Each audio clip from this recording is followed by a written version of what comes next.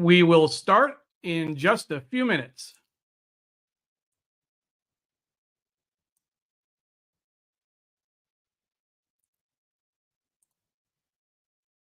To everyone watching the replay, thank you. We always appreciate people coming back to the show.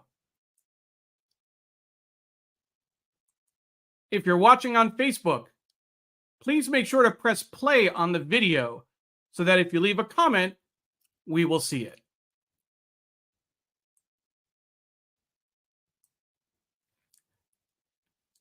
Hello, and thank you for joining us for the last edition of Sree's Sunday New York Times Read-Along for 2024. Our guest this morning is Mike Connors, Managing Director of the New York Times Production Department. My name is Neil Parekh. I'm the executive producer of the show. I'll be the guest host today. Sree's Sunday New York Times Read-Along is produced by Digimentors in partnership with Scroll and Scroll Global, one of India's most important independent websites. We're live on Facebook, Twitter, LinkedIn, YouTube, Instagram, and our Digimentors website.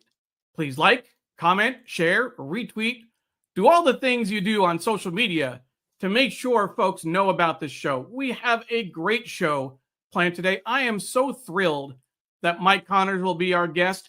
Ever since Sree did a Facebook Live with him a number of years ago, I've been jealous and wanting to get him on the show. In fact, Mike gave me a tour of the New York Times printing plant when I was in New York for my birthday weekend, birthday week.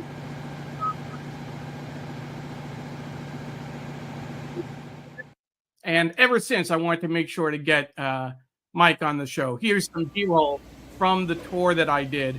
And we'll show more of it during the show, and we'll ask Mike to explain a little bit about what we're seeing. We'll be talking to Mike about special inserts, production deadlines, and much, much more. So definitely stay tuned. You're going to enjoy today's show. We have a couple of announcements we want to make real quick. First, Sree's Sunday New York Times Read-Along is produced by Digimentors, the social, digital, AI, and events consultancy that Sree founded several years ago. I'm proud to serve as the VP of Events and Communications. Thank you also to Muckrack, longtime sponsor of the show and longtime supporter of many of Sree's projects. We're going to be taking 2 weeks off for the holidays, so there's no show next week, December 29 or January 5th, but we will return January 12th. And our guest will be Naresh Fernandez, the editor of Scroll.in, our partner on the read-along. So we're looking forward to that. But again, our guest today is Mike Connors, Managing Director of the New York Times Production Department. You can find him on LinkedIn, Connors Mike. Looking forward to a great show. I am so excited. As I said, this is something I've been waiting for a long time. I waited for my own tour of the plant, and I got to do that last year when I was up in New York for my birthday. And now I get to have Mike on the show. It's the third show in a row that have been just incredible shows for me personally. What a great way to end the year. Having Sarah Barr on, focusing on the Times Insider column she's written. Deb Amlin last week from New York Times Crosswords. We got to do a crossword together, and a number of people said they wanted to do that more often as a joint activity. So we'll see whether we can incorporate that into our shows. And then, of course, Mike Connors to talk about the production process. I'll even throw in earlier after the elections having Amy Kelsey on to talk about the front pages, the way she designed the front pages election week. Just a string of great shows. Let's go ahead and welcome some of the folks who are watching and say hi. Shashi is watching on Twitter, offering folks a happy holidays from Potomac, Maryland. Jonathan is watching from the East Village. Jonathan, Thank you as always for watching. Aliyah Papa Giorgio, a former guest from our show saying hello from Morocco this time. Usually she's in Belgium, wishing us a happy holidays. Ian Buckley is watching on LinkedIn. Ian, good to see you. We'll check in with you later when Mike comes on. Doug Levy is watching from Northern California. I always make it a point. It's 5:30 a.m. Pacific time where Doug is, but he's a long time, not old, a long time radio hand. He's usually up at this hour, but thank you for spending that time with us. Paula Kiger, longtime producer of the show, is watching from Tallahassee, Florida. Paula, thank you so much. Naomi is watching, saying, looking forward to this show, along with my husband, Lou, who worked with Jim at the Times and also got a fantastic tour. Naomi, is it Jim Dwyer that he worked with? Just clarify for us if you don't mind. I don't remember. I know he worked at the Times. Ken Fisher is watching from Cedar Rapids, Iowa. It's 7:30 a.m. Central Time, so that's not bad. Give him some credit for that. But thank you, Ken. And my mom is watching from a cold Tampa, Florida. She is in Tampa for the winter. And Mom, here's my wave. I'm doing the wave. Always great to see you, and appreciate all of your support for all the shows that I do. But now let's go ahead and bring on our guest, Mike Connors. We're going to bring him on and talk about some of the paper first, and then we'll actually go to the print edition. Mike, of course, is the managing director for the New York Times production department. You can find him on LinkedIn at Connors Mike. Mike, welcome to the show. Good morning, Neil, and everybody. And thanks for the hellos. And that's Lou Service, my friend, is who she was referring to. Yes, Lou is absolutely. Besides a hockey buff, a great teammate here. That's great. Great. We have a couple other folks you might recognize. Trish. Yes, I Connors, do. Angel. I do. Michael, my favorite guest. Yes. She's your sister. Hello, Trish. How are you there? And Trish and I actually connected on social media after you did that show with Sree several years ago. I'm shocked. So thanks, Trish, for watching. And then we have it's more of a family show. Joanna Marie. Oh, I know that girl. Yes. Mike's proud daughter watching from New Jersey. And her proud father. Joanna, thank you for watching. We have Lisa King is also watching. Skippy. Good morning, Skippy. From who is that? Very important part of our puzzle here at the Times. No pun intended. Yes, she makes sure everybody gets paid. That is important. Absolutely. And Diane is watching from a frigid Margate, New Jersey. Oh, yes, I bet it is frigid down there. And Naomi corrected herself. She meant Mike instead of Jim. So I just wanted to make sure. Naomi, no problem. I know. I wouldn't mistake Lou anyway. I see him there. I know him. And I mentioned Jim Dwyer only because he was a legendary longtime writer for the Times. Yeah. We did a memorial service for him, a virtual memorial service for him during the pandemic. So we got to know a lot of people in his family, and Dan Barry, of course, one of his close friends, spoke on that as well. And we have a lot of people who are reporting the weather is cold. Rajkumari Rao is saying good morning from a chilly Delhi. Wow. So I guess the global warming, no, it's climate change. On vacation. Is definitely having an impact. So first thing I want to say as we start, Mike, on a Sunday morning at 8:30 a.m. Eastern time, what would you usually be doing right now? There are some who can answer that question as well, but I will do it. I'd usually be golfing if it was about 20 degrees and more warmer, or sleeping, or doing as little as possible. But Sundays at 8:30 are usually golf for 12 months, depending on the weather. And do you have a favorite spot? Everywhere. There are those who will also accuse me of playing golf everywhere. Yes, I go. I love going all over the place to play, and I need to travel more of it abroad, but I do well around here. And just in case, I want to make sure no one thinks that you're a slouch by any means.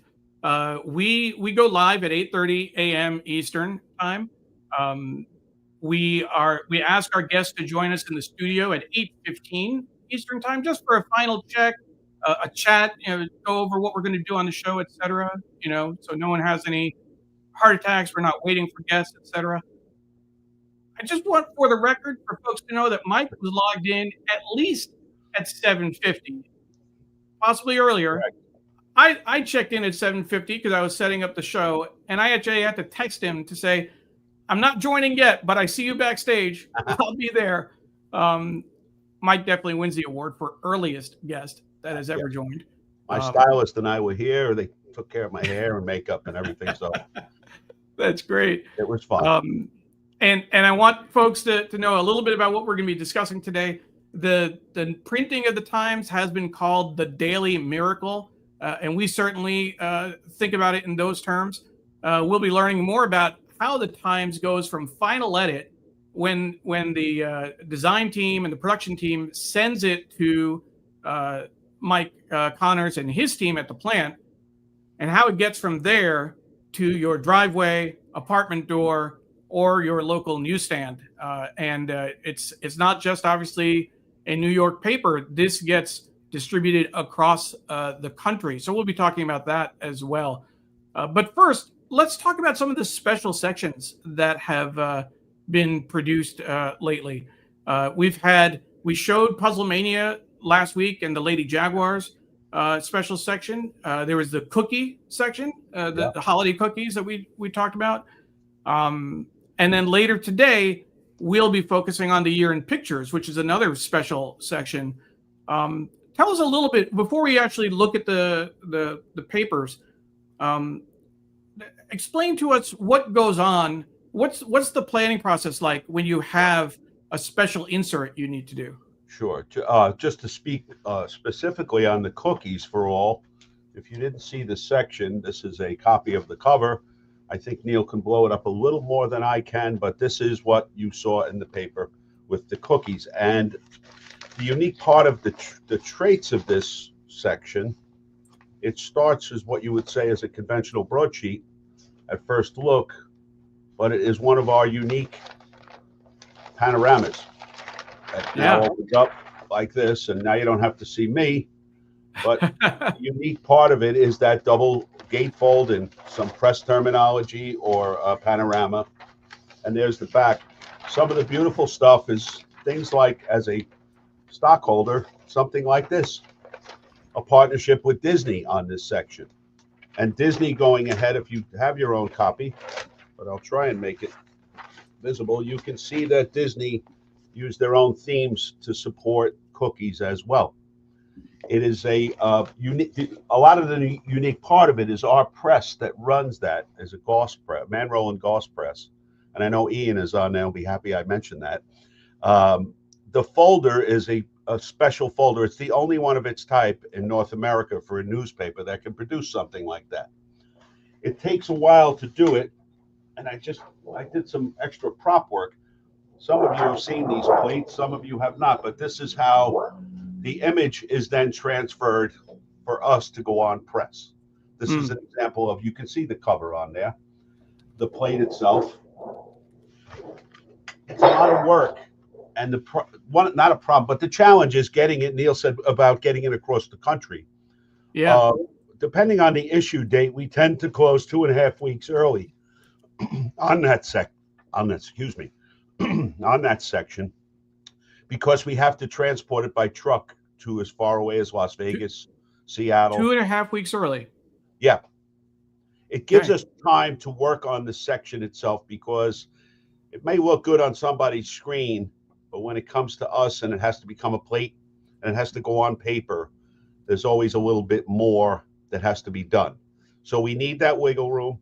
We need the time to get it to trucks, to get it out to, say, Las Vegas or Seattle, or all the places that it has to go within the 48 states, and then it goes on planes to other parts of the world. But in the meantime, the primary thing is the transportation initially, and getting it there so that those places can get it to their readers in the market on that Sunday.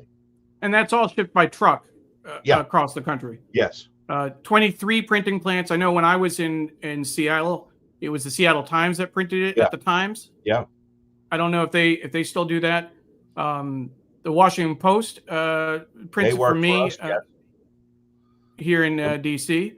Chickpea Mess. I'm not going to name them all, but yes. No, but across the country. Yeah. And you have to coordinate with them in terms of making sure they get those inserts, particularly for the ones that, I mean, you have to send them the paper, but you have to send them these inserts that only you can print. That's correct. That's the challenge. You take sometimes in the fourth quarter, places like Chicago has a little bit more extreme weather. All those things have to be taken into consideration, and that's why we need that lead time. We can't just be just in time type of stuff. And keep in mind, as the week goes by for a Sunday, you're packaging these sections not on Saturday night. You're putting those things together on Thursdays and Fridays, and so that all you have to do on a Saturday night is put the main section onto the paper and it's into the driveway and etc. Sure, it's kind of an extended version. I know that the several of the sections are printed earlier in the week, Yes, and they're online. Mm-hmm. But yeah, and even you deliver for people who get home delivery for both days, Saturday, Sunday. Half the paper gets delivered on Saturday. Is that just because it's logistically easier to send out half the paper? It happens to be like a win-win, where it is easier for us to get it moving. We don't have the room in this building to be storing everything for last minute. It makes it easier on the carriers. And as a home delivery perk, people that have home delivery now get to see those sections on Saturday and get ahead of the game. Maybe they finish their puzzle on Saturday. Things like that. It's a perk for home delivery also. Yeah, absolutely. You were showing the picture of you were holding up the cookie sheet a little while ago. I actually had a model do the same thing with an earlier edition because I thought it was interesting to kind of see what that looks like, what the size is. So I was going to show that to folks. That's my daughter holding up a. This was pies, I think. Pies, yes. Right. This was maybe a couple of years ago. Yeah, it's a year or two ago. Our friend Wayne, of course, who's been a guest. Exactly. So I actually had her hold up this special section. You can see she can barely stretch it out. Yes. That's a big thing. It's a great section. It's around Thanksgiving every year, just as far as the timeline goes. The food type of theme. We have advertisers. Last week we had the National Basketball Association did one with their in-season tournament. We've had other advertisers, and of course those are where the goal is to have advertisers do full panoramas. Sure. A few more shout outs to folks who are watching. You had mentioned Ian earlier. He had given us a thumbs up. Ian works with you at the paper? Ian is a part of the team that are press manufacturers that Great. You were thrilled to see. Manro and Goss is the company. Ian's probably in the UK right now. Wow. Yes, he may actually be finishing around the Gulf, but I don't want to accuse him of anything. Pradnya is watching from Silver Spring. Hi, Pradnya. Dan Foreman, great to be with you from North Jersey. I know he was excited about this show. Stephen Kaplan, a longtime photo editor at the New York Times, is saying a good morning from, again, freezing Ramsey, New Jersey. I live near Ramsey, yes. Yeah, and happy holidays to all. Paul Baya, a high school friend of mine, saying good morning from sunny, at least it's sunny somewhere. Thanks sunny a lot, Miami. Paul. You got to rub it in, Paul. Hey, Paul can rub it in all day long. He works, I don't know if I'm going to get the title right, Paul, but as a cruise director, and I can't remember which line he's on now, but he travels the world and provides the entertainment. So I like his hat. And he's got a Yankee hat on as well. Longtime Yankee fan. And my mom says a lot of people cook pies from the New York Times. New York Times cooking is certainly a big deal. And Ian clarifies, no golf today. Thank you, Ian. Wet. He's working on projects for us, I'm sure. And we have Eileen Hurley cousin. Wesley watching from Naples, Florida. In sunny Naples. Good morning, Eileen. From nice Mike's Naples. Cousin. That's my cousin. Yes. You've got a lot of family coming up today. Eileen's mom and my dad were twins. Oh wow. Yeah. Wow, that's great. My Aunt Joan. So let's talk a little bit more about the actual timeline. You talked about kind of the lead time you need for special sections Sure. for the other presses, but on a daily schedule, on a typical day, when do you get the file? When does the first edition go out? Talk us through that a little bit. Sure. We have paging estimates for a week to 10 days out. They're subject to change, but the first thing to know is how many pages. And then it starts to funnel into, we have a great team around here, as I've told you numerous times. So where I'm speaking for a lot of people and a lot of efforts and a lot of departments, it's not me, it's all. Of course. And we have a pre-press group here. We have a page distribution center here. We have color, we have ad makeup. All those go into what the final product is going to look like. The paging is important to us, so we know the rolls of paper, which I showed you on the tour, which I'm not sure if you have them in the video. All that stuff goes into the physical wider angle of what's making up tomorrow's paper. So we know everything about. The only thing that would change tomorrow's paper at this point, Sunday morning at 9 o'clock, would be a world event. Sure. Where we needed to, somebody famous, something happens to them, good or bad. And that occasionally, in the newspaper occasionally still happens. Sorry to interrupt. Do you get the call? Stop. Yeah, I would get a call from the newsroom. Tom Jolly, who may be on or not, and his group would call and say such and such. I don't want to be a doomsday sayer here, but famous people, their obituaries are written already, and the only thing that has to be done is the date and the final details. But if somebody famous has something goes on, or an unfortunate event in the world, do we have room to add 2 pages, 4 pages, a section at the last minute? The question is asked, and if we can do it, yes, we will. So those things still go on. And if it's something that we can at least get a page 1, so we'll hold the start time up and get it on page 1. And then maybe tomorrow or the next day's paper will have a 4-pager or an 8-pager, and along those lines. Cool. It still goes on every day, and it still goes on. We're going to talk about it in a little while with all the other publications too. Absolutely. Let's go ahead. I want to show a little bit of the some of the B-roll, some of the footage. I showed it in the opening, but walk us through what we're seeing. This is from my tour with you at the plant.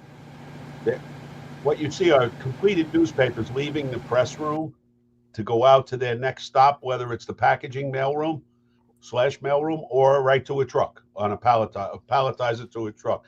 In this building, those conveyors that you see, there's 2 of them there. We have 14 miles worth of conveyor like that, gripper conveyor it's called. And this is a wider shot. That's a wider shot from our control room, which you and I were up at, and you're looking east into the building at that point. Those little carts you see on the bottom that are rolling along to the south direction. A funny side story with those, if anybody has ever seen the movie Born Legacy with Jeremy Renner and Rachel Weisz. Go back and watch it today if you don't want to go out into the cold in the New York area. And those of you in the sun can watch it on the deck, although when you'll see a scene in that movie. That is the scene where the scene comes from, including an elevator that explodes in the movie. Those carts are used for, it's a underground drug lab in the Philippines, I believe the story is, and that tray was part of the movie. But that's where the bundles are sorted for us to go to their different trucks or geographic zones in the New York area. So, for example, I think if I remember correctly, you said that the farthest point that you ship out from College Point is to Philadelphia? Tonight, on a daily basis, we have 2 different targets for distribution.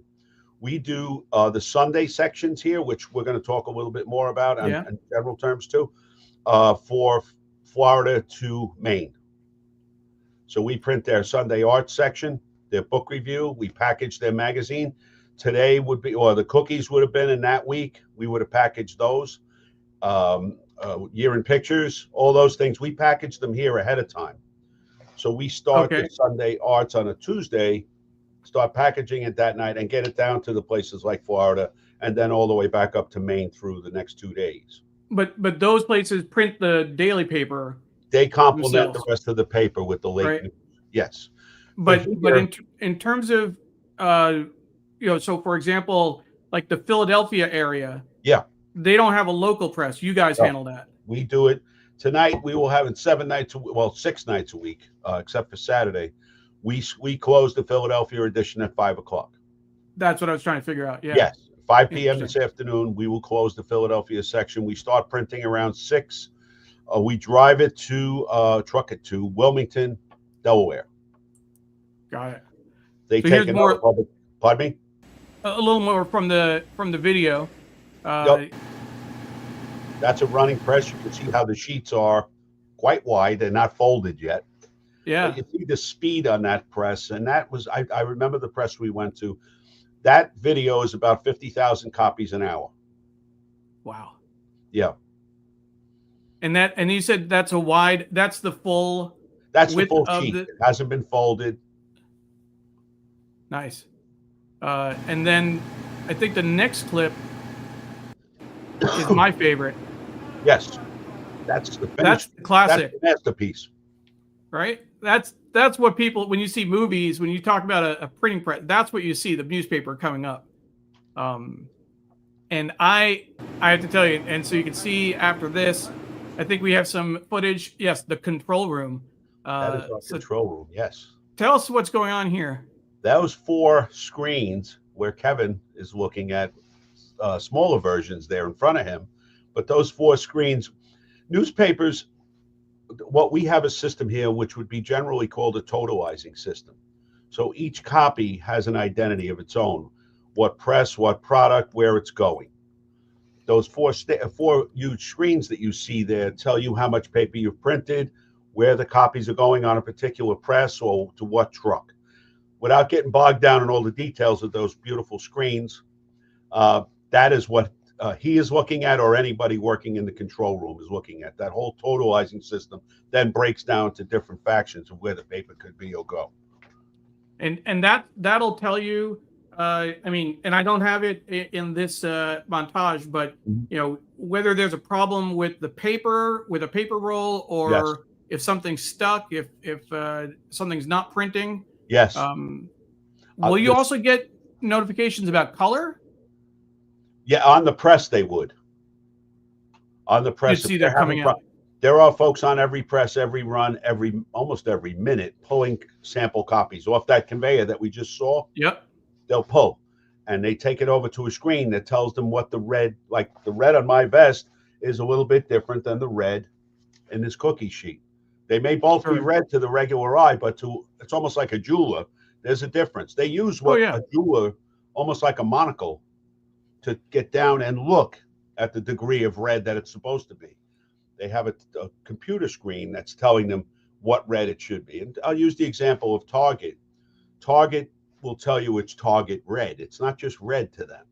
Mm-hmm. That whole marketing science, that red should match what you see on the sign on the Target in your neighborhood. Absolutely. Yeah. I remember when I was there, I think you pulled a paper off of this this line for me. Yes. And I got one of the early editions, which yes, is nice. You did. That's probably a Philly paper. A Philly paper, and so when you look at the monitors, one of the things that we noticed. What time is that on the clock? Can you tell? So we noticed that it's 12:15. So we were there. So I want to tell folks the story. I was in New York for my birthday last year, my 50th birthday.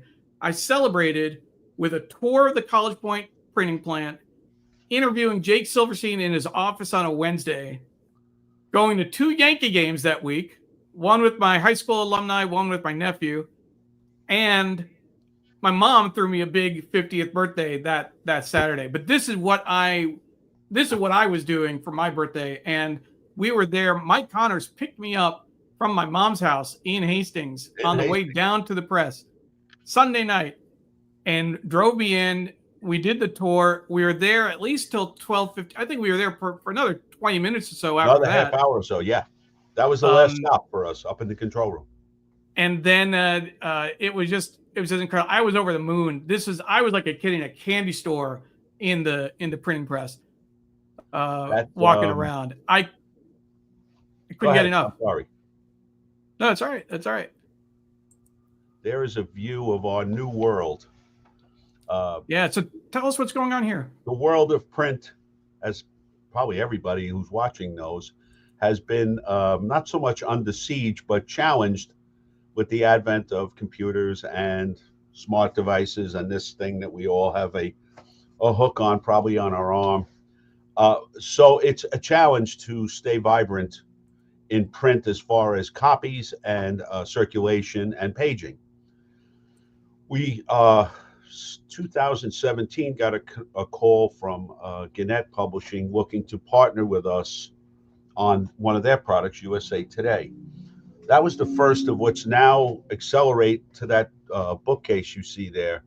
We print over 60 newspapers a week here in different versions of weeklies, of monthlies, of dailies, and etc. We print in 4 languages now. Wow. We print in English, Spanish, Yiddish, and Chinese. So where we do that too, Neil. Remember, you and I were talking about our national approach. So conversely, or the same way, we also print tonight at 22 other sites across the country. So it's sort of a reciprocal or the same thing. Now we're doing it for others, where they do it for us too, across the country. So that bookcase again is actually, I told you this morning, has actually widened. Yeah. That's not everything right now, and we're doing even better. And that's I'm going to go off the technical side of this discussion to say thank you to all the folks that work here and believe in this and believe in print, and the folks at 620, our main building, that support us, and my 2 vice presidents here that just, we want more. It's almost like a hunger for more, and we're very fortunate here to have all this work and to have all the great people that work here at every level. Absolutely. There's no level that's higher or below when it comes to the process and the equation to get the success that we have. Absolutely. Yeah. No, it's incredible. And you told me that the those papers that we see on the shelf, Yeah. on the display, you have a second display now. You've expanded so much. We have an annex. Yes. In about a year and a half, it's gotten bigger. Yeah. And you have an example. You have a paper there. I think I do. We print about 12, and somebody's going to correct me later, and I'm okay. I'm humble enough to take correction. We print about 12 different Jewish publications, and most of them, or many of them, are in Yiddish actually. And yeah, it was funny at the time. In a tabloid version of a Yiddish paper, they read the opposite from our traditional spine is on the left, and you flip right to left. It's the other way around in a Yiddish tabloid. And the first week that we had one of them, the plate room, where I just showed you a plate, called up sort of like hectic and said, "Mike, something's wrong here. These pages are backwards and we can't read them." And I made a joke. It was fun at the time because we forgot to communicate it all the way through. The pages are not backwards, and you'll be going for Yiddish lessons next week, so everything will work out. But in the meantime, we didn't do that, but it was fun. But just to tell you how print-centric that community is, the religious part of that community, on a Friday, of course, everything gets turned off. Sure. So their source of information is a newspaper or the Torah.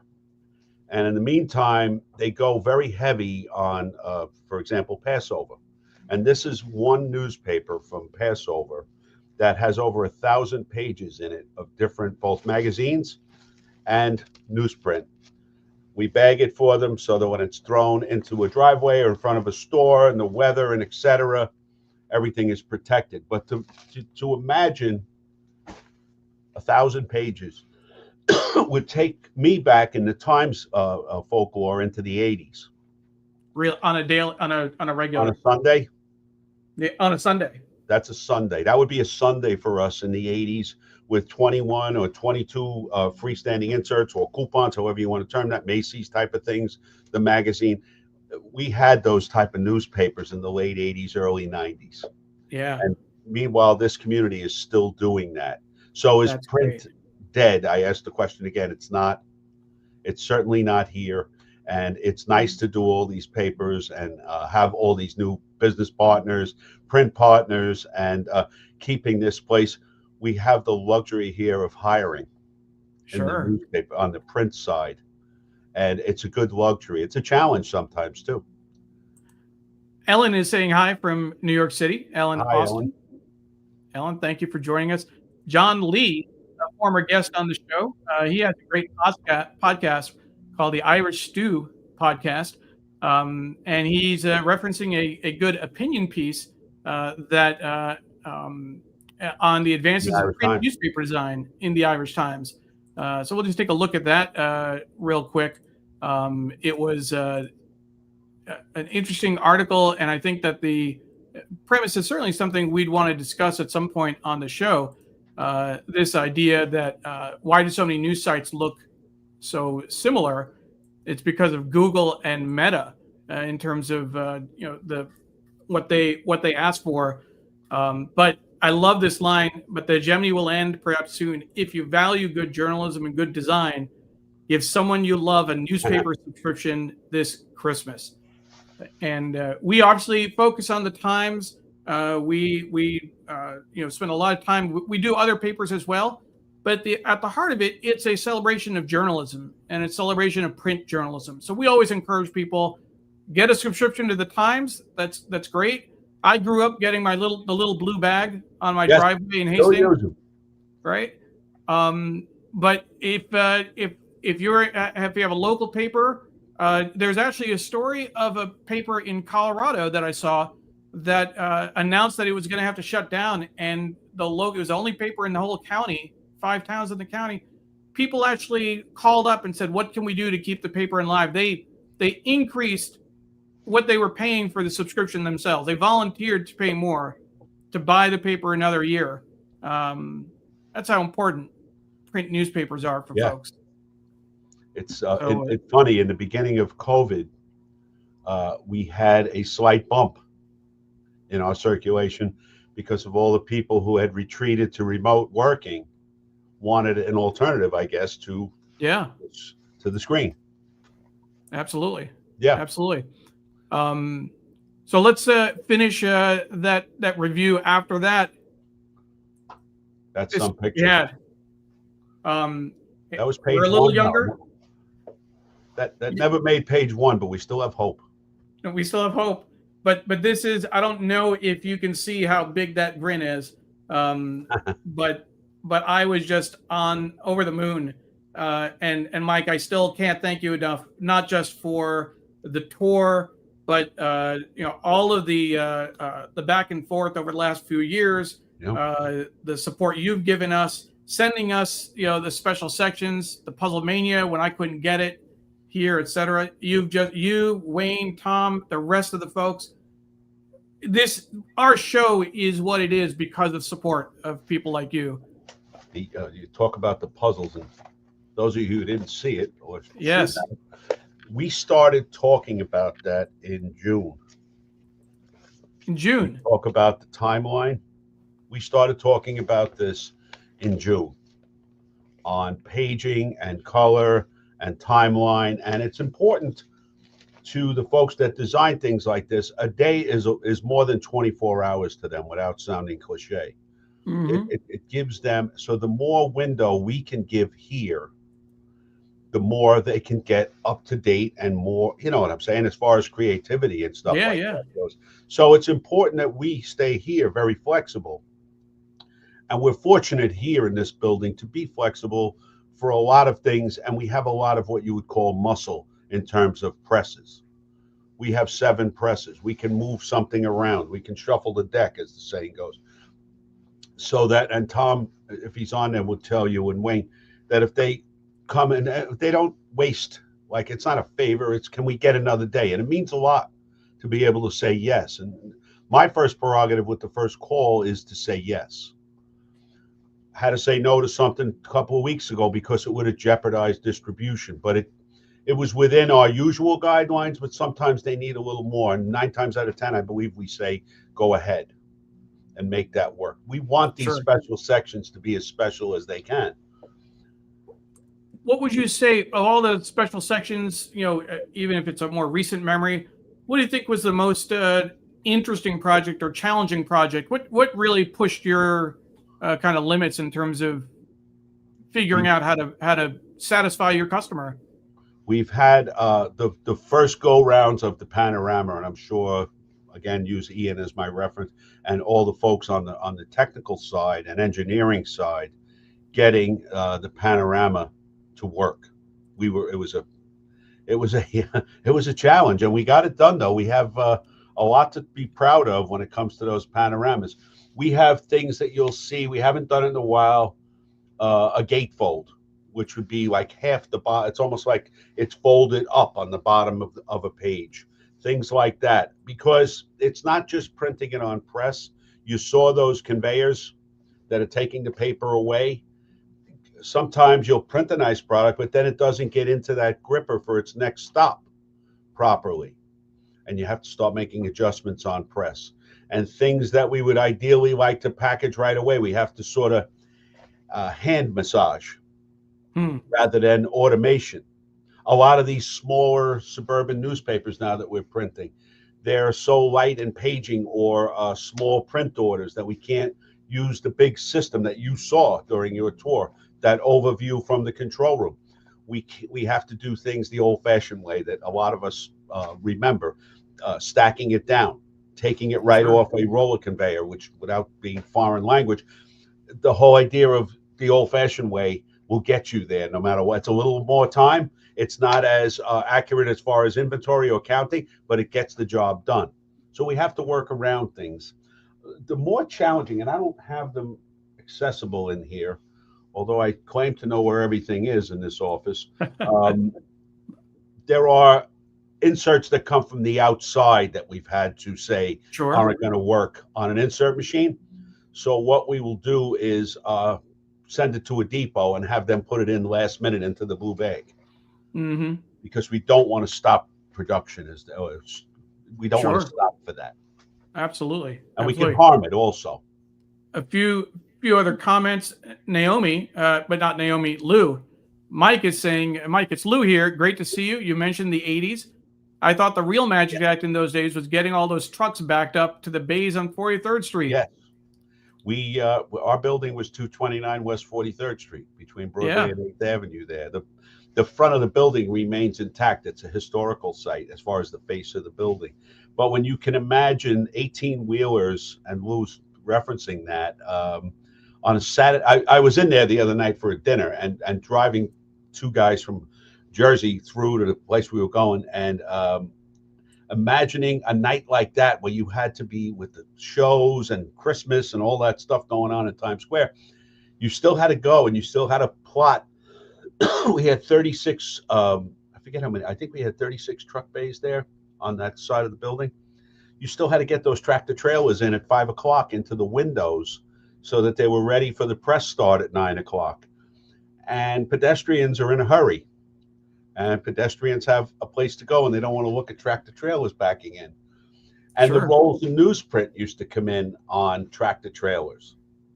And you had to stop traffic on 43rd Street and get those in.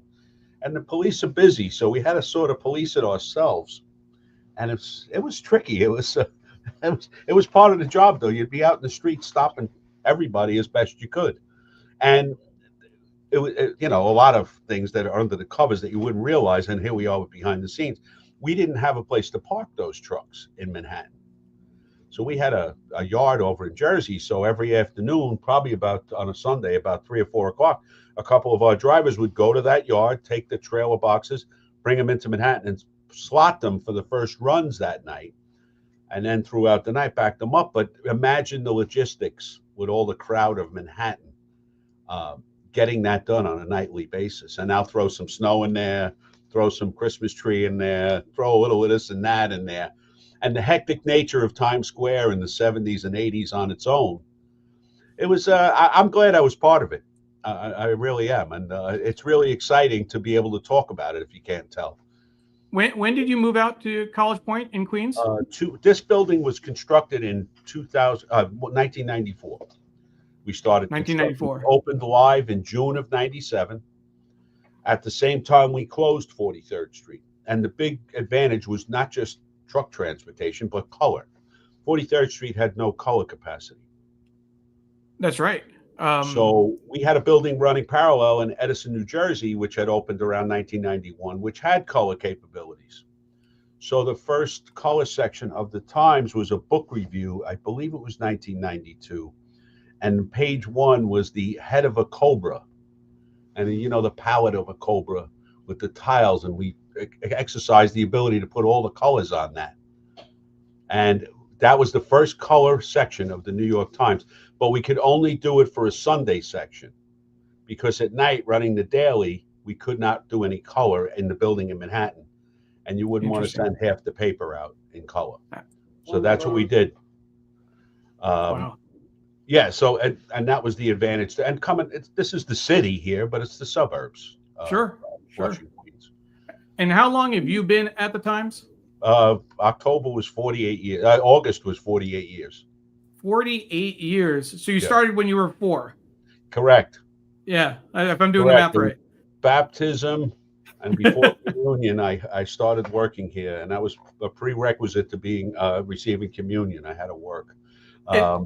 No, I 48 years to be proud to tell you that, and still love coming to work every day and meeting all the folks that work here. And I'm a 4th generation employee here for my family. I was going to say that it's a family thing, right? So yeah. Tell us a little bit about your family history at the Times.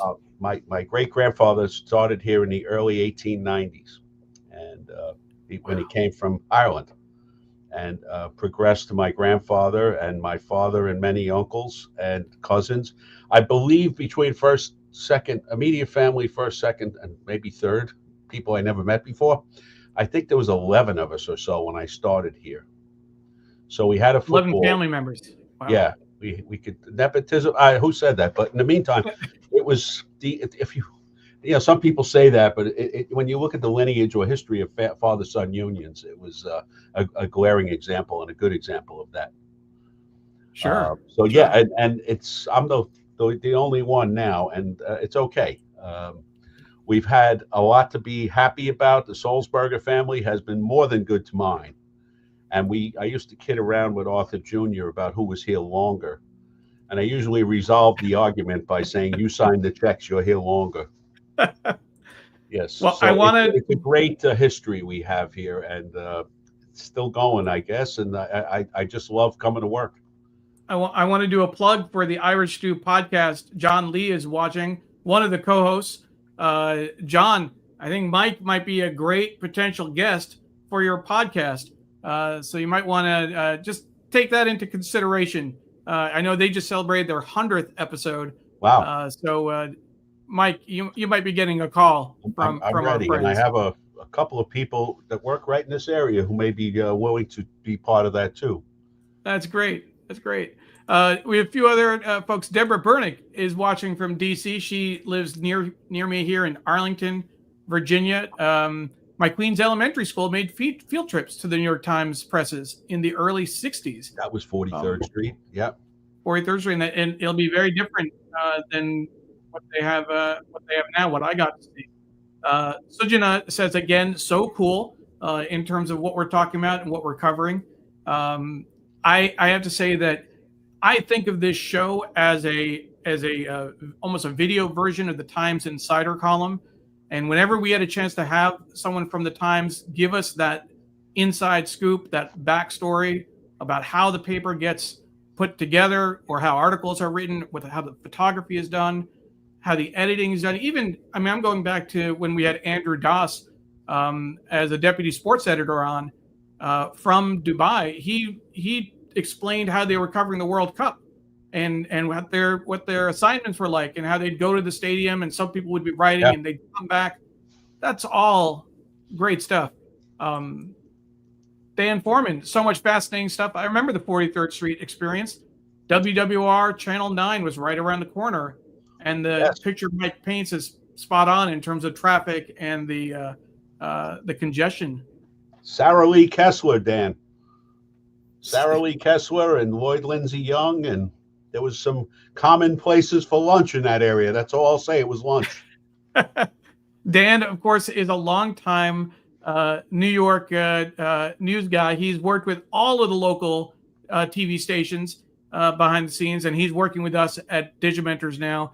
And he was with us when we went to interview Jake. That was still one of the highlights. And I, got a picture outside the Times building with the signage behind us. That was still a huge thrill.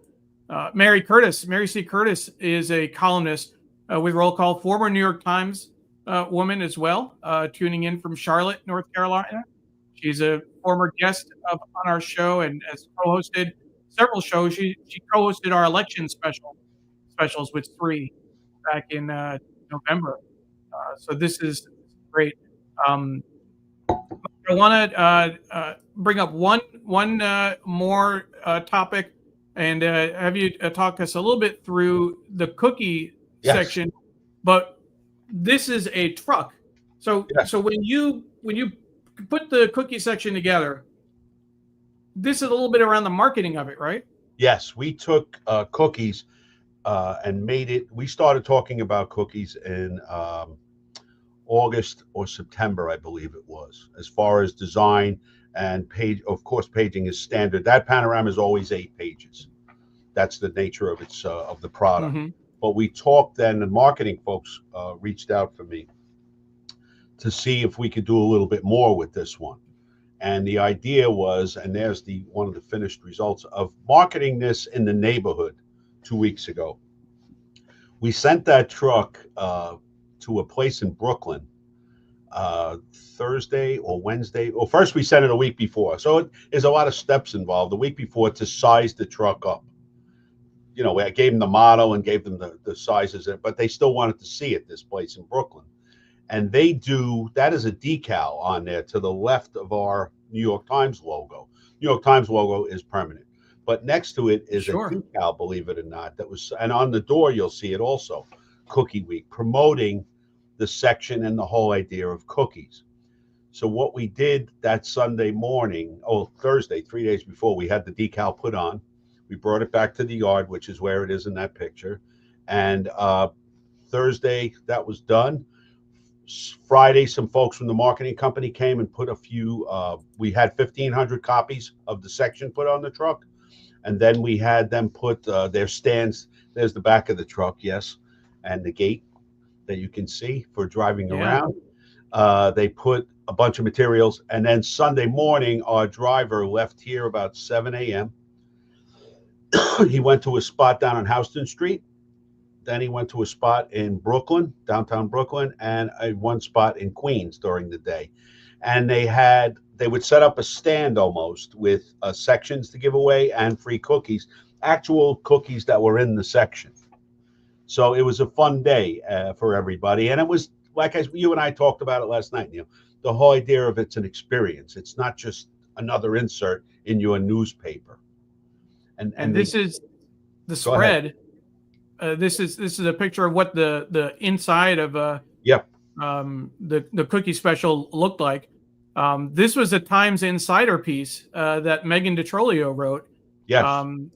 And one of the things they talked about, we talked about this on the show with Sarah Barr 2 weeks ago, when they did the photography, they actually left space in between the cookies so that you could add the labels, the design. Yeah. The printing in terms of what the cookies were and the text and all that.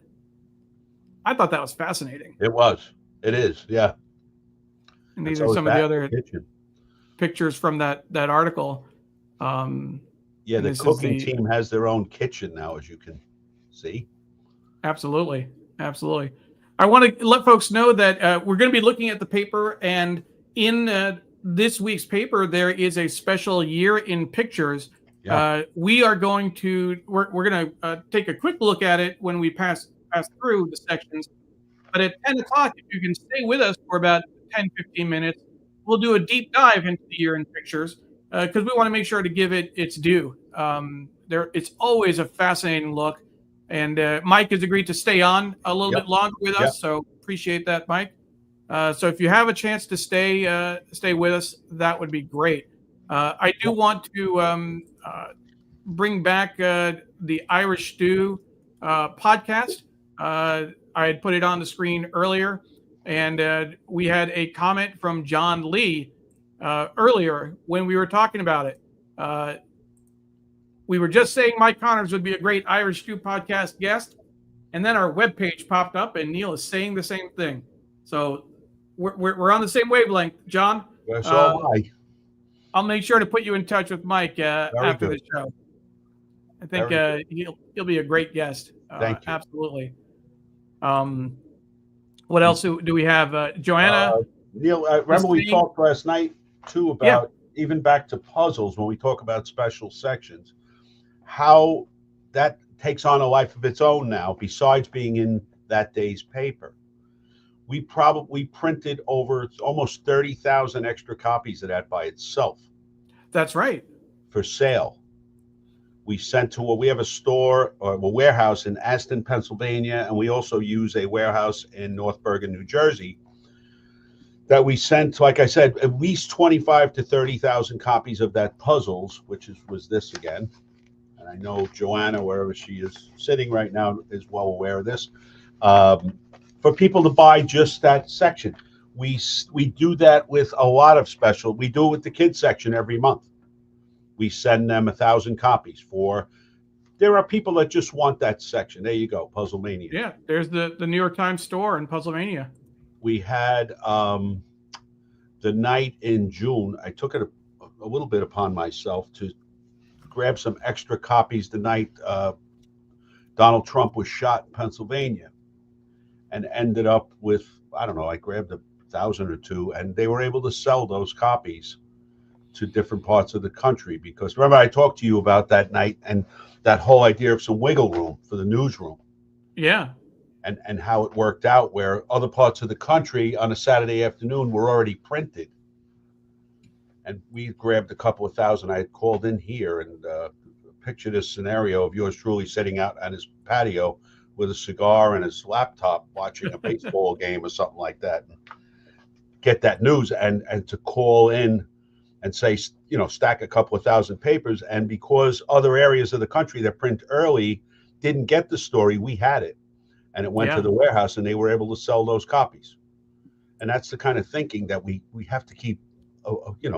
There's nothing better, and I know you agree, than this in your hand. Absolutely. And we actually had Tom Jolly on the show that Sunday morning. He joined us last minute to talk about how things evolved, how that impacted the printing of the paper that Sunday. The first thing I did was when I heard about it was to text Tom, I believe, and some of his folks.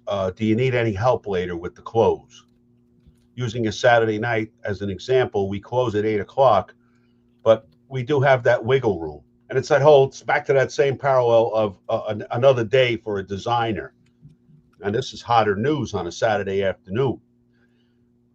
Talked about go ahead, you have till almost 10 o'clock. Rather than 8:15, 8:30. It helps.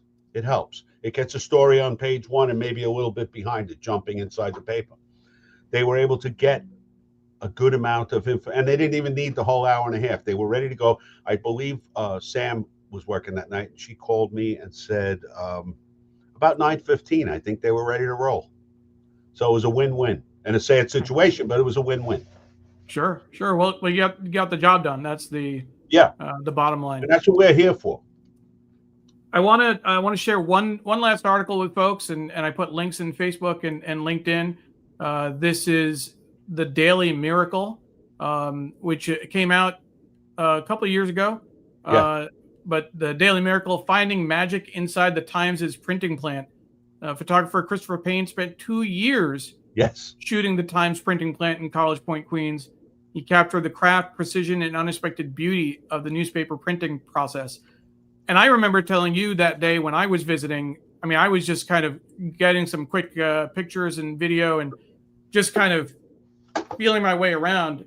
I wanted to come back now that I've seen it and actually shoot it properly and kind of understand and Sure. walk through it. I was, again, just overwhelmed when I was there, but to be able to spend 2 years doing this process, was he there? How many times did he visit? Do you remember? This is Oh, quite a few. 2019. He produced it. He would come. He would pick different times. A lot of it, obviously, is live production, but he set the groundwork for himself on off hours too.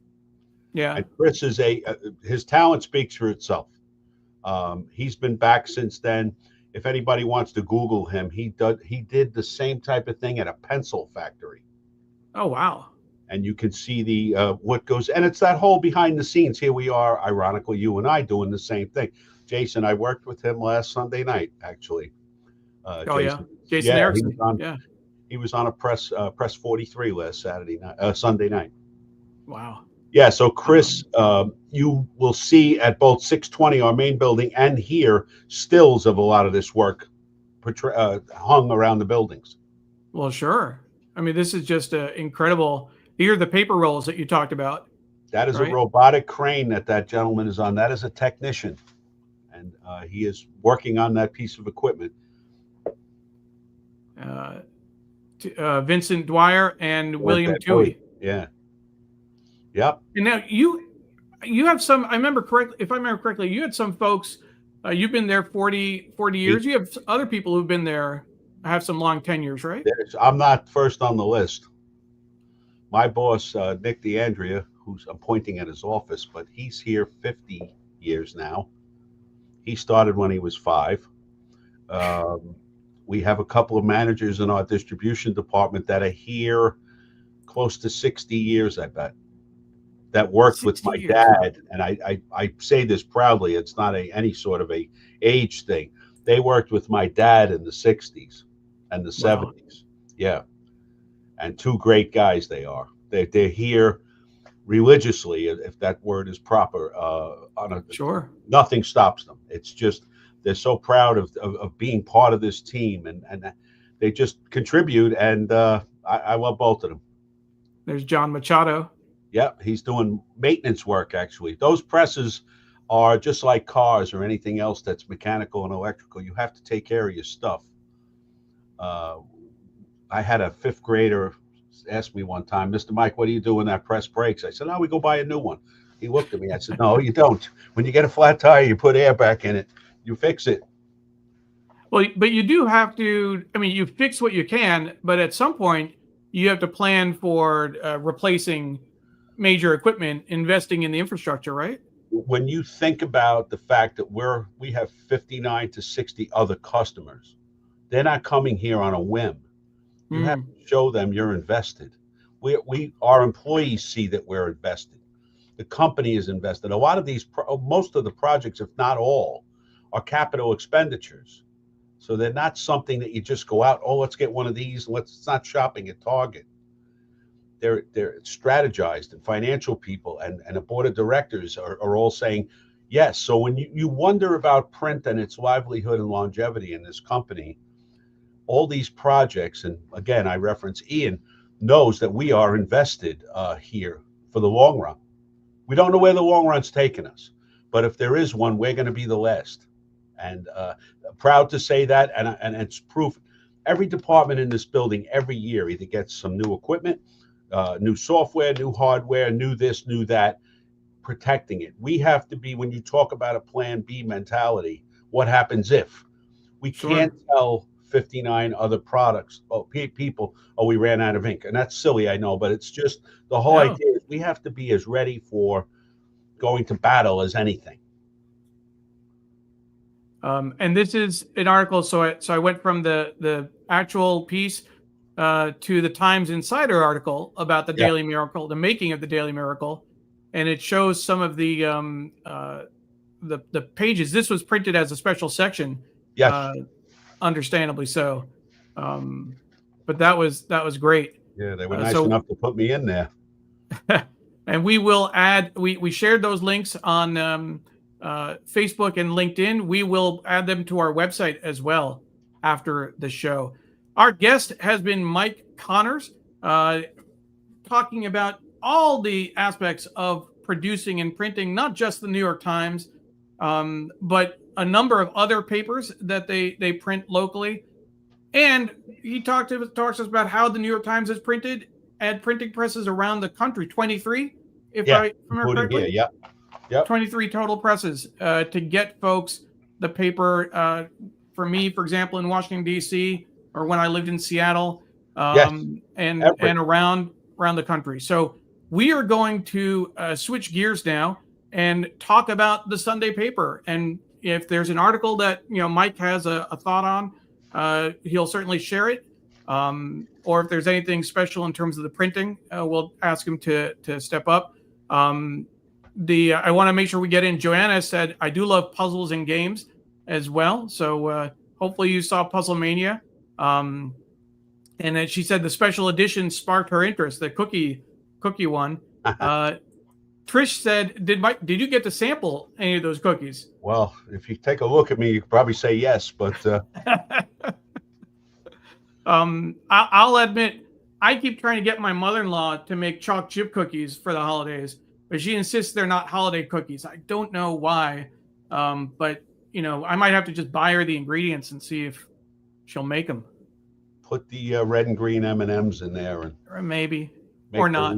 I did have the new Dunkin' Donuts Boston cream munchkin this morning. Oh yeah. Anyway, cool. That was my healthy breakfast. Yeah. No worries. Eileen is saying awesome information. Proud to be Mike's cousin. Thank you, Eileen. That's always great to hear that. Amy McIntyre is joining us from Seattle.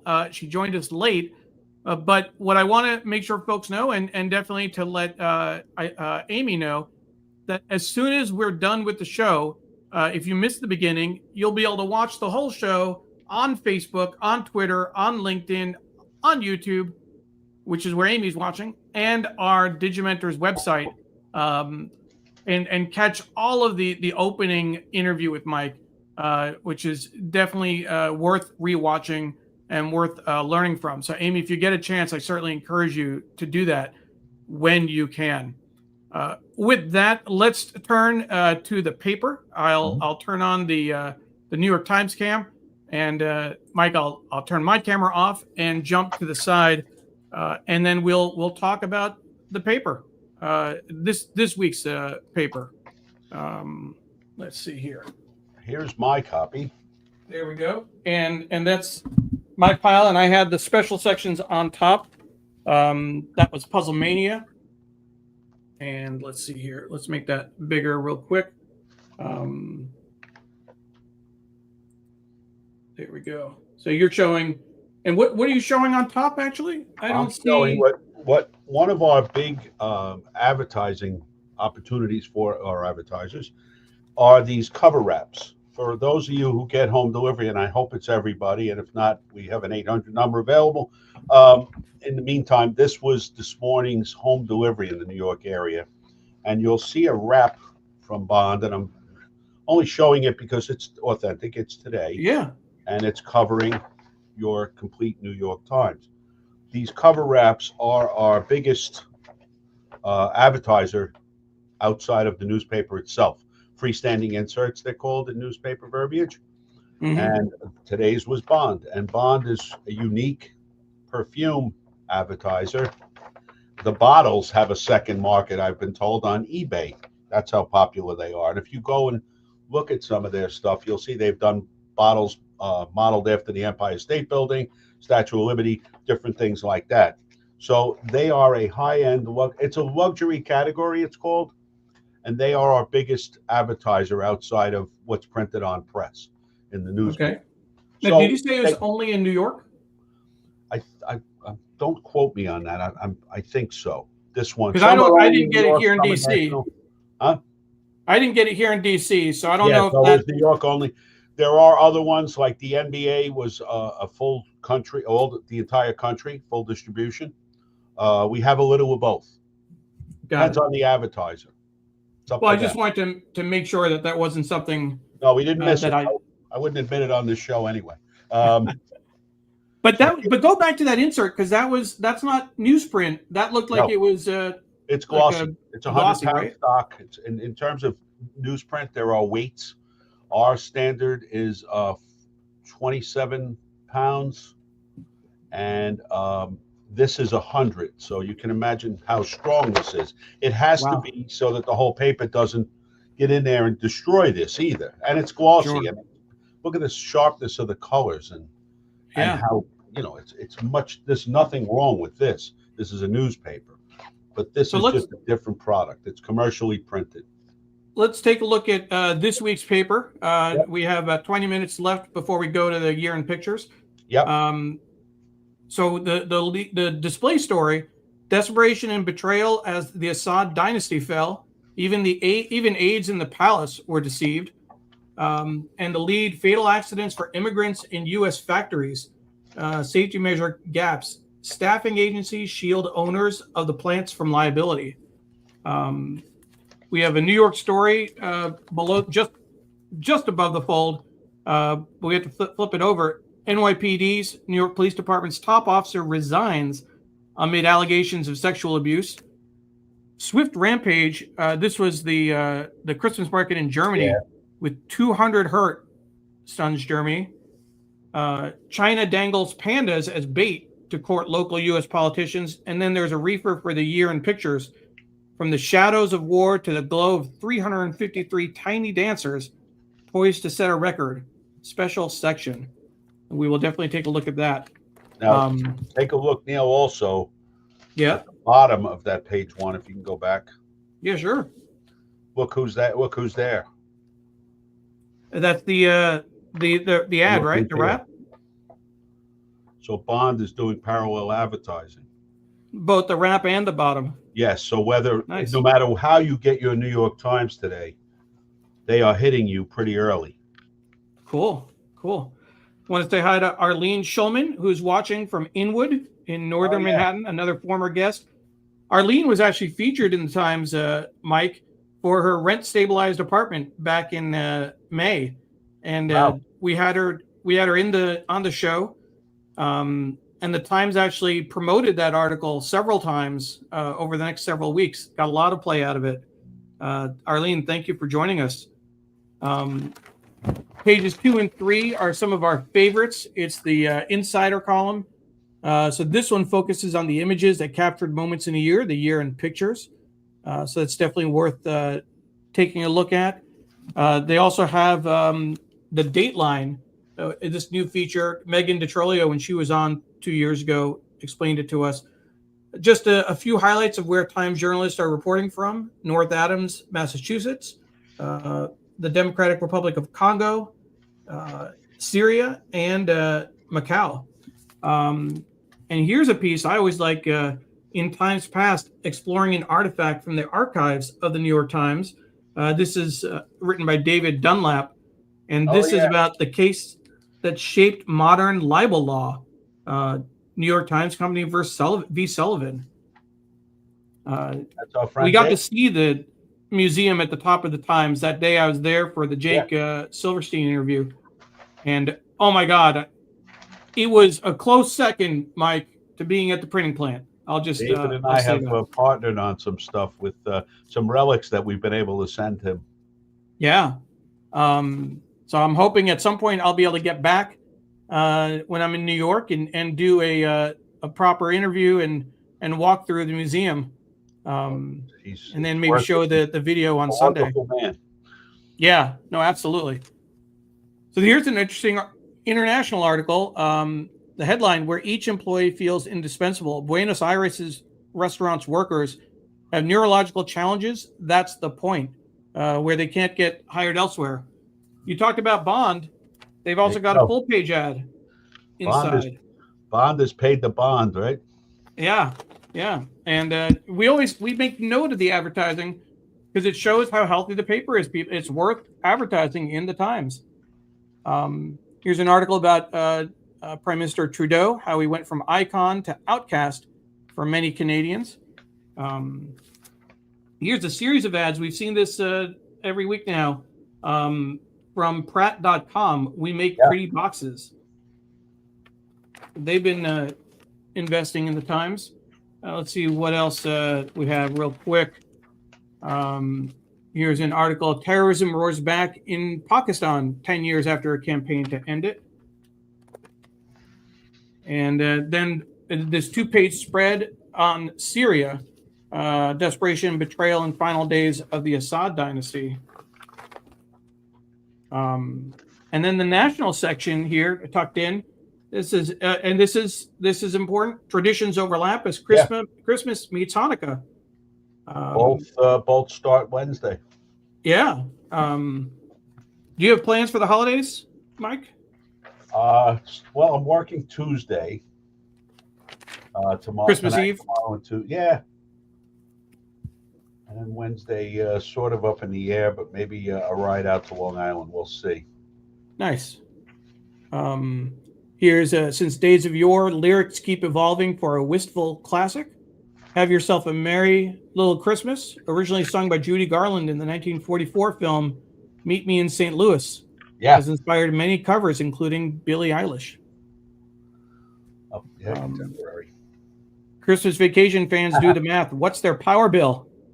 Yeah, there's that movie, right? There's got to be a reference. Right in the third graph. National Lampoon's Christmas Vacation, written by John Hughes. That's been a classic American Christmas movie. You knew that was coming. Yes, Griswold.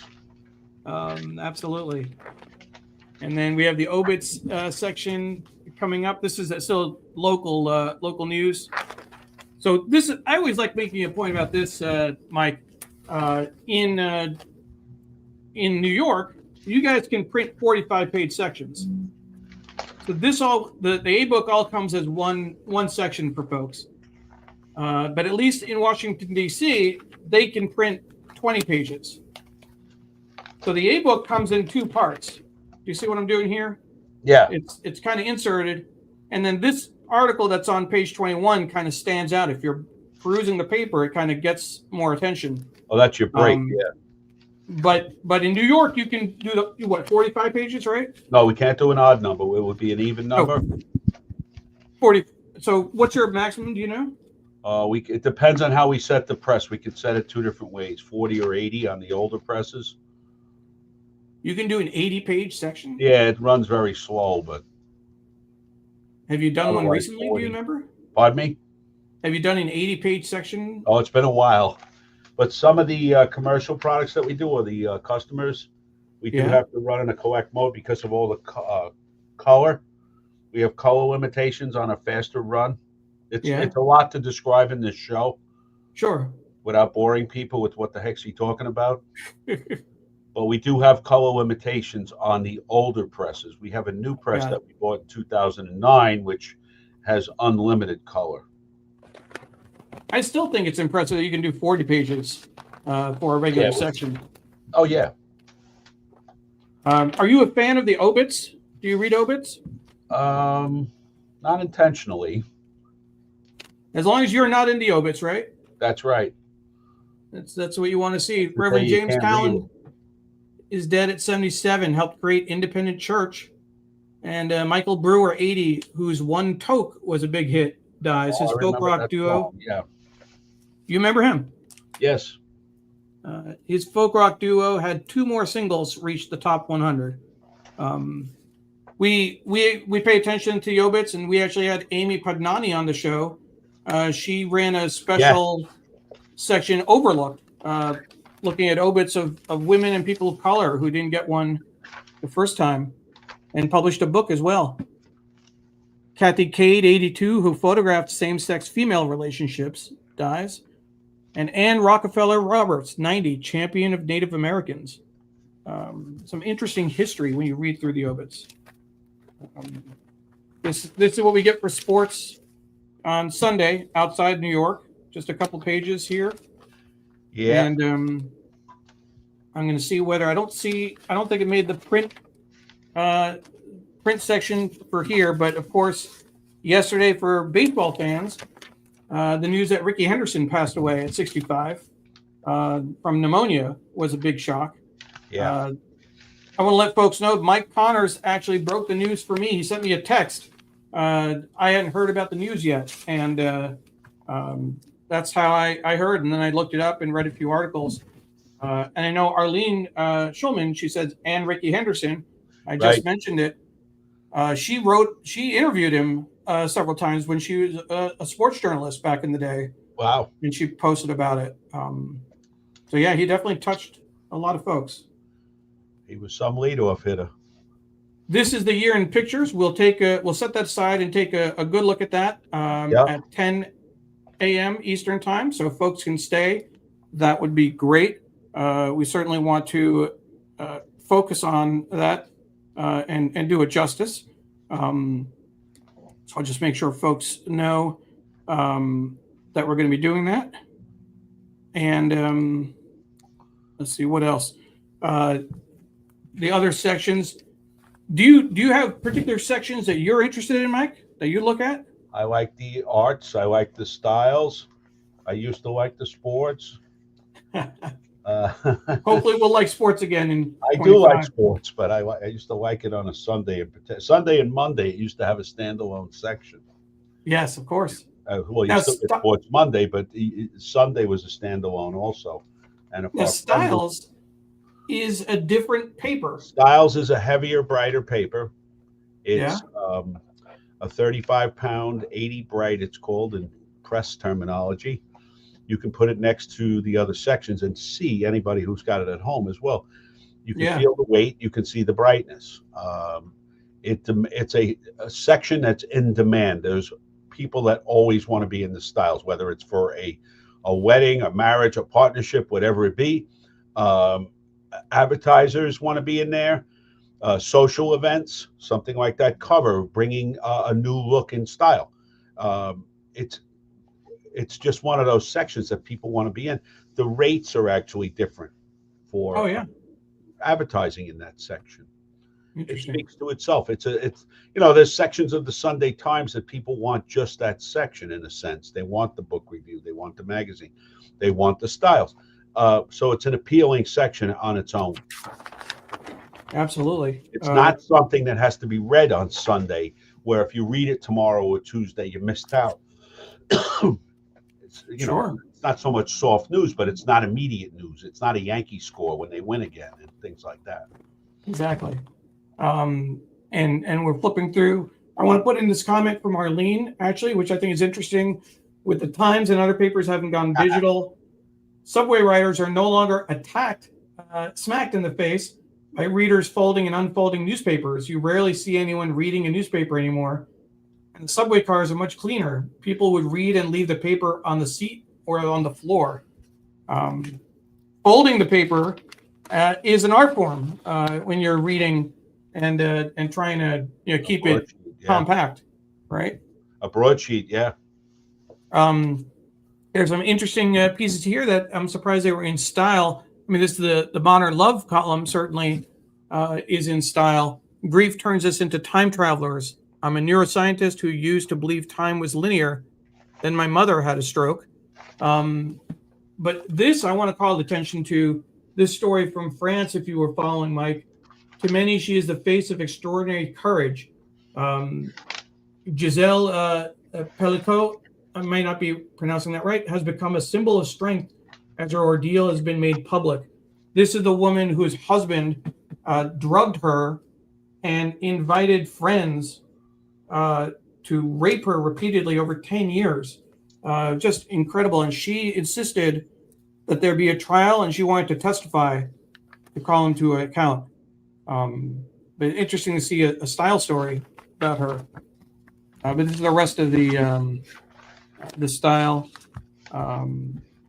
We usually look at Philip Galanz's social cues column, and we'll ask our guests. We don't have time for that today, unfortunately. Here's a nice spread.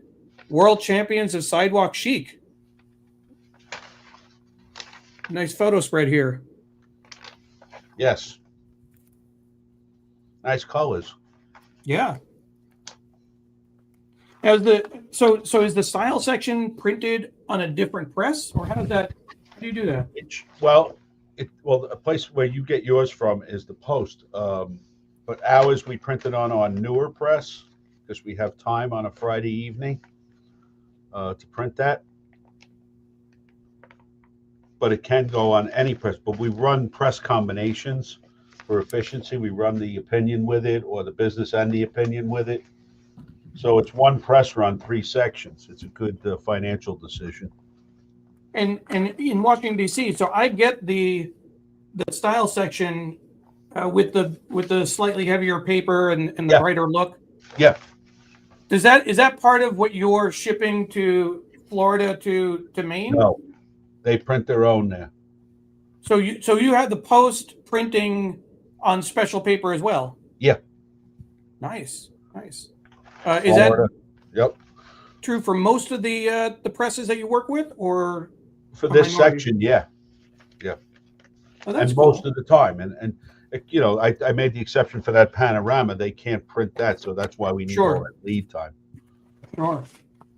I want to remind folks we are going to be talking about the year in pictures in just a few minutes, and then as a just a reminder, we are not going to be having shows over the next 2 weeks for the holidays. December 29 and January 5th.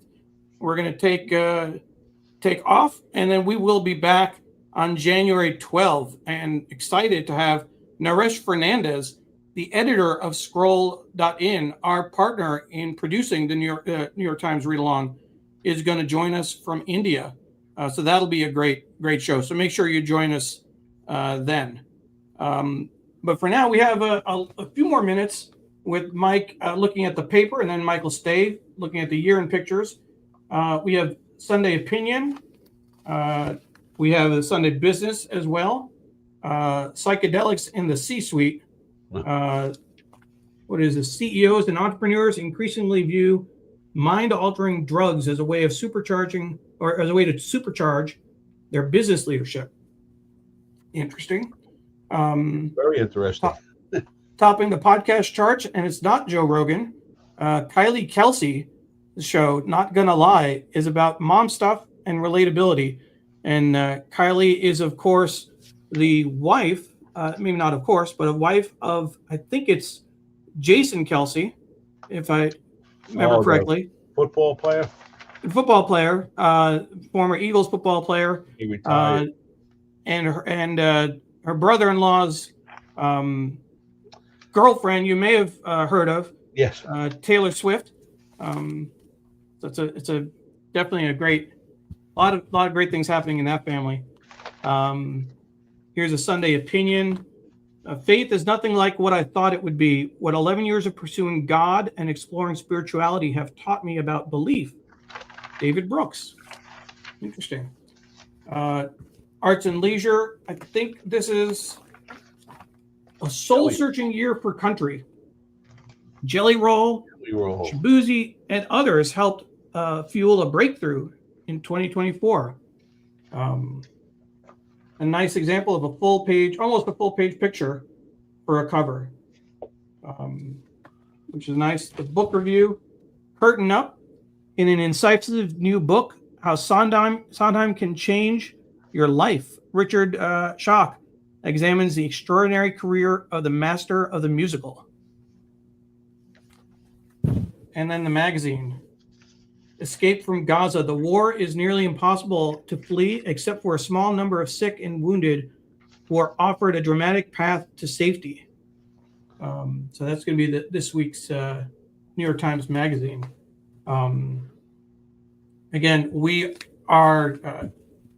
thrilled to have Mike Connors join us for a discussion of the paper and talk about the printing press and all the work that he does. And it's part of a larger team, of course. It's not a one-man show by any means. But it was certainly a thrill to kind of go through some of these details with Mike. We are going to extend the show just a little bit so we can spend some time with the year in pictures, which is the annual special section that the Times does. So, Mike, before we go into that, let us talk a little bit about what it takes to put the year in pictures together from a production standpoint. The first thing is knowing the publication date. The 10 days, usually like 10 days is the lead time on a section like this, so that we can, and you see it's on the brighter paper, just like the styles. And we know where it's going. We want to make sure that we have it printed in time because, again, that's one of those sections that we package for Florida to Maine. So it's important, too, that we get a heads up. Like there's a gentleman, a colleague of mine, Alan Robertazzi, who works with Tom, who will send us the layout type of requests or things to be aware of, where pages gutter over to each other or bleed, as they would say. And pages like, well, we're going to go through it in a minute, but pages that you don't want a border on. You want to make it, and not just the centerfold. There are other pages that the intention is it's one landscape. All those things we need to know. So that is important for the press teams to know as far as how it's folded. There are like a section like a broadsheet versus a tabloid. There are tabloid sections that we have to staple.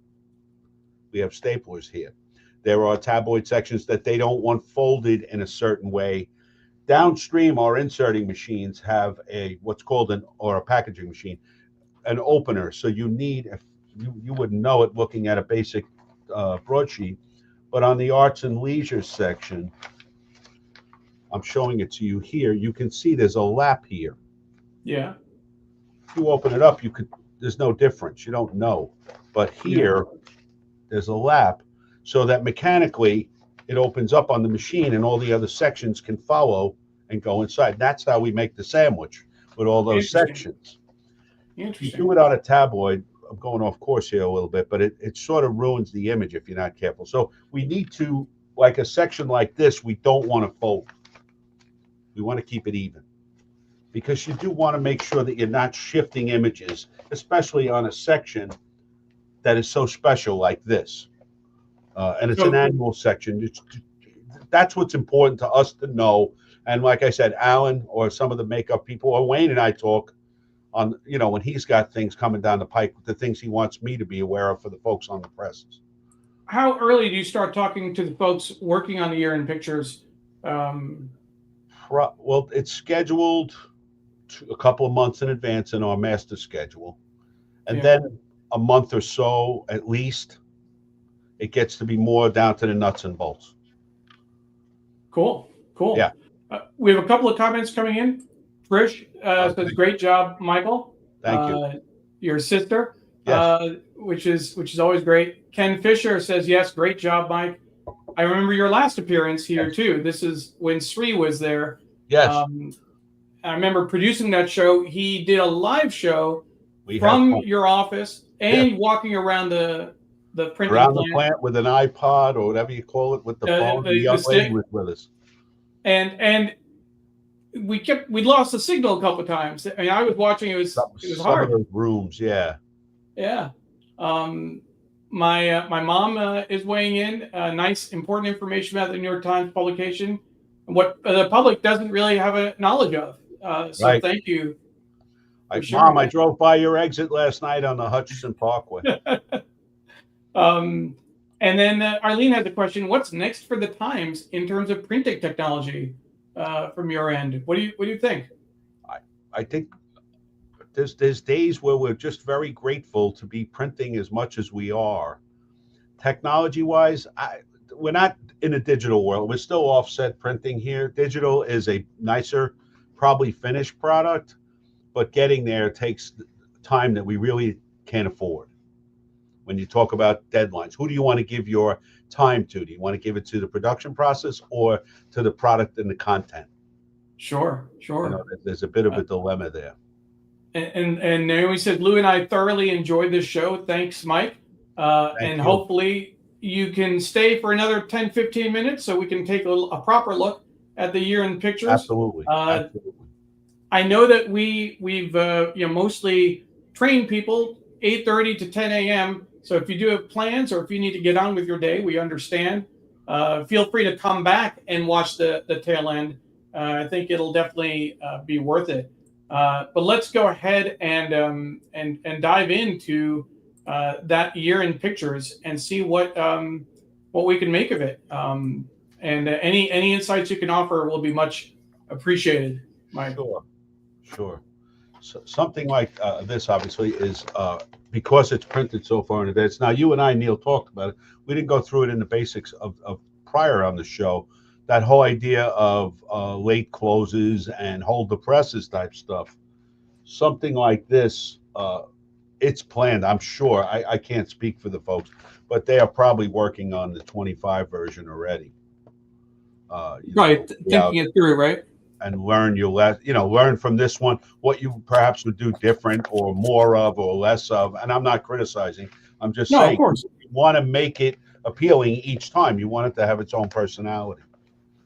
And also, first thing that I noticed is that this is a thick section. When you pick it up, it's got some weight to it. Yes, it's the heavier paper, and a page like this is rich in black ink. Page 1. It is, and I would have thought. Sorry, go ahead. No, it's a little bit blue, but I mean, there's a number of colors in here that you can see, and background and everything else. And it's important for us to know this stuff, where the plate room gets these pages, and they'll note or raise questions when they first get it as to, are you sure you want it to look this way? And I'm looking at this. It's almost hard to tell if it's a painting or a picture.